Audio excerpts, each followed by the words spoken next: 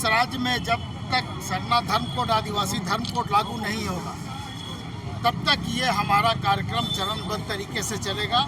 और कार्यक्रम का क्या स्वरूप होगा, क्या रूपरेखा होगा, ये आपको 4 तारीख को देखने को इसी जगह पर मिल जाएगा। पूरे राज्य में आज हमारा कार्यक्रम चल रहा है। आज हम अपनी बात को उपायुक्त के महोदय के माध्यम से राष्ट्रपति महोदया के पास भेजना चाह रहे हैं कि उनको ये संदेश मिले कि झारखंड में झारखंड मुक्ति मोर्चा और जो समाज के लोग हैं, तमाम जो संगठन के लोग हैं, उन्होंने कमर कस लिया है कि इस राज्य में जब तक सरना नहीं होगा तब तक इस राज्य के लोग चैन से नहीं बैठने वाले हैं। और आखिर क्या कारण है कि 11 नवंबर 2020 को झारखंड विधानसभा से विधेयक पारित होकर के जाता है और 5 साल पूरा हो जाएंगे कुछ महीनों में, लेकिन उसके बावजूद भी केंद्र सरकार के तरफ से किसी भी तरह का पहल नहीं करना, ये कहीं से उचित नहीं लगता है और ये काफ़ी दुर्भाग्यपूर्ण है।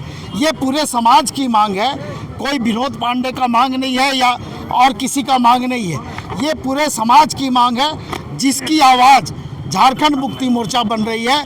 झारखंड मुक्ति मोर्चा चाहती है कि इस राज्य के लोगों की भावना को समझा जाए और इस राज्य में सरना धर्म कोड, आदिवासी धर्म कोड लागू किया जाए। अगर बिना धर्म कोड लागू की जाती जनगणना कराने की कोशिश की? देखिए, स्पष्ट बात हम लोगों ने पहले ही कहा है कि जब तक इस राज्य में सरना धर्म कोड, आदिवासी धर्म कोड लागू नहीं होगा तब तक इस राज्य में जनगणना नहीं होने दिया जाएगा, चाहे इसके लिए झारखंड मुक्ति मोर्चा को किसी भी स्तर पर आंदोलन करना पड़े।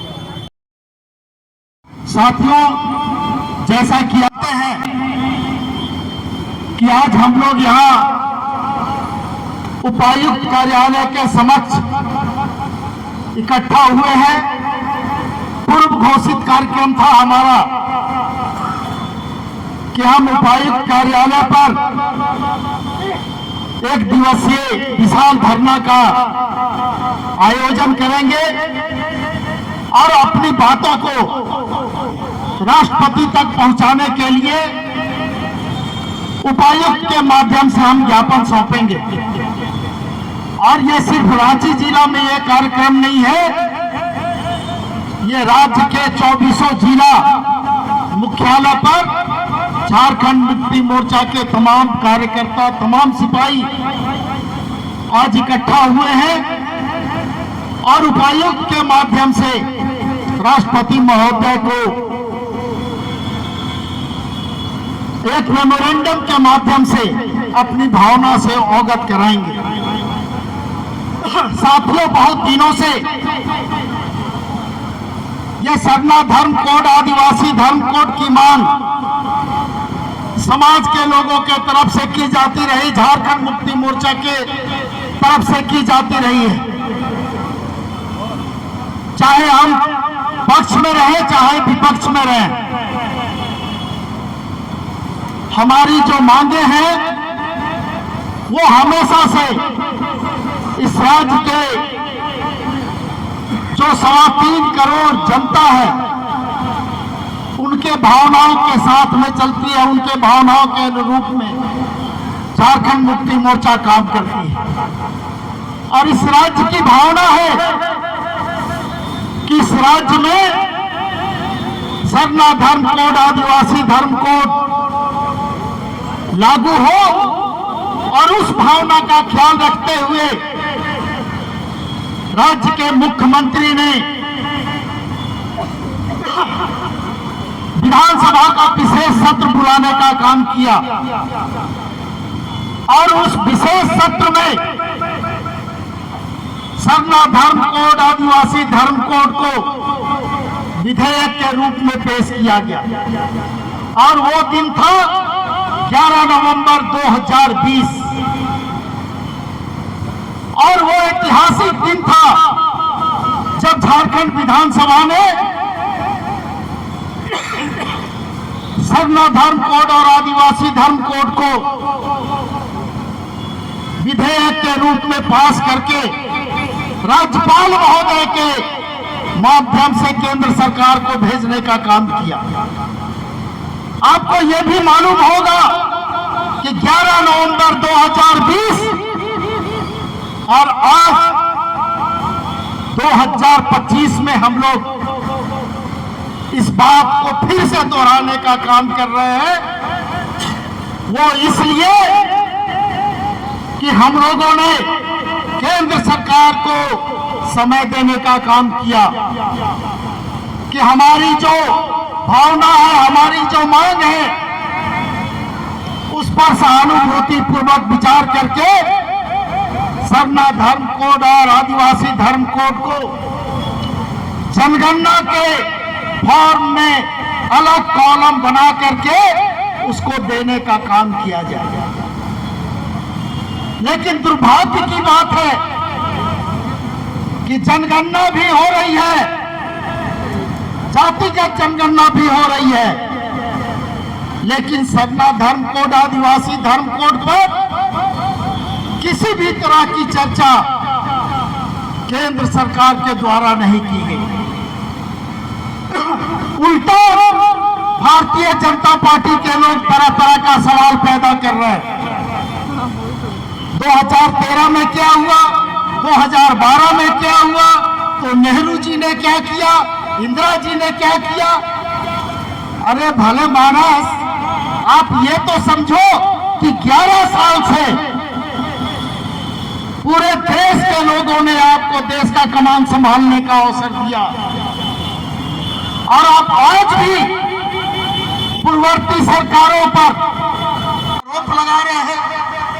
कभी झारखंड मुक्ति मोर्चा पे आरोप लगाते हैं, कभी कांग्रेस पे आरोप लगाते हैं। कितने शर्म की बात है कि एक देश का प्रधानमंत्री जो अपने आप को महामानव कहता है, विश्व गुरु कहता है, लेकिन वो अतीत में जब झांकता है तो उसको अपना अस्तित्व दे, और उस अस्तित्व को छुपाने के लिए अपने जो अनैतिक कार्य है उसको छुपाने के लिए दूसरे पर तोहमत लगाने का काम करता है। साथियों, उससे हमको मतलब नहीं है कि किसने क्या किया, किसने क्या नहीं किया। झारखंड मुक्ति मोर्चा चाहती है कि इस राज्य में सरना धर्म कोड, आदिवासी धर्म कोड लागू हो, तो वो होना चाहिए, चाहे किसी की कीमत पर होनी चाहिए, वो होनी चाहिए।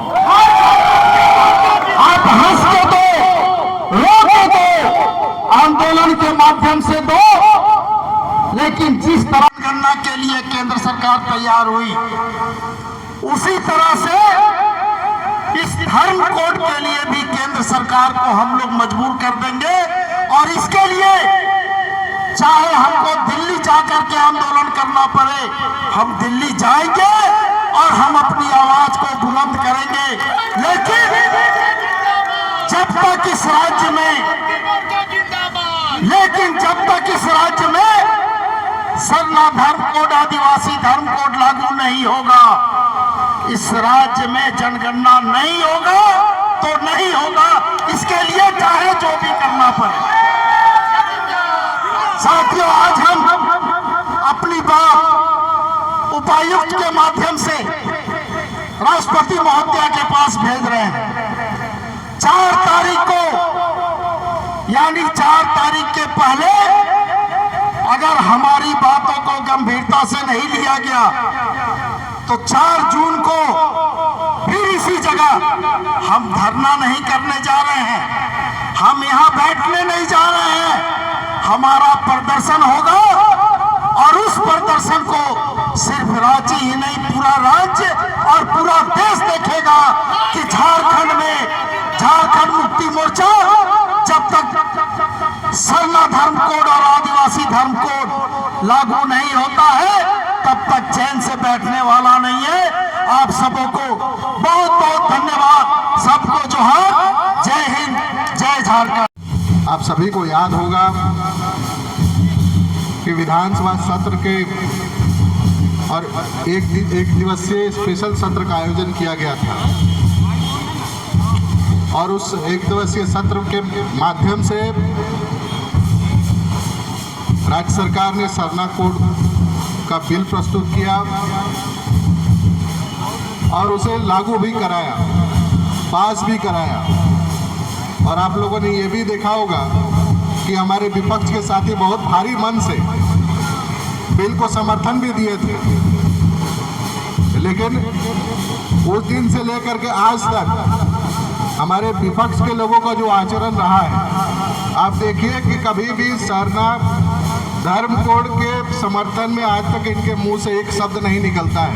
लेकिन जहां फंसते हुए नजर आते हैं वहां पर अपना दबे जुबान से ही सही, भारी मन से ही सही, लेकिन उसमें समर्थन अपना जरूर दे देते हैं।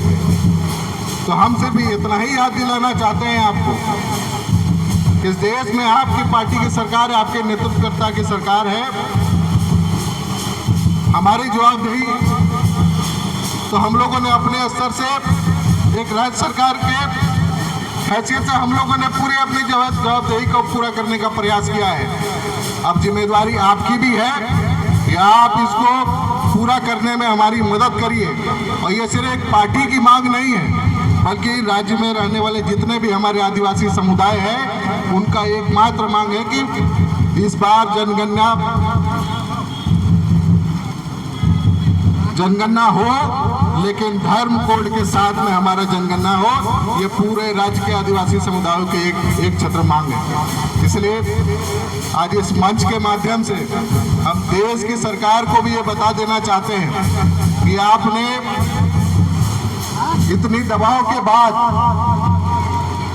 जनगणना में जातीय जनगणना करना स्वीकार किया, तो हम सिर्फ इतना ही कहना चाहते हैं कि जब आप जातीय जनगणना को इतना प्रेशर, इतना दबाव में स्वीकार कर सकते हैं, तो आदिवासियों को पूरे देश में रहने वाले जितने हमारे आदिवासी समुदाय हैं उनकी जो मांग है कि हमारा अलग से धर्म कोड के साथ में जनगणना की जाए, उसको भी आपको मानना पड़ेगा।